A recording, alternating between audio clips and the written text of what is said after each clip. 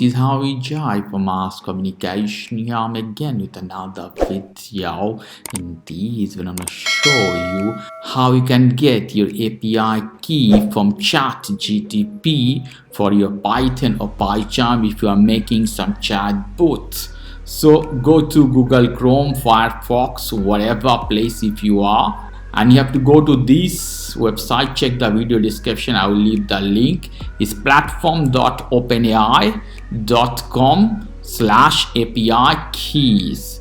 So in this you have many options. You have playground, chat are the options. At the bottom you see API key. Obviously to getting API key you have to have an account. You have to make an account with OpenAI, or if you have any ChatGPT account you can use that account for this purpose as well.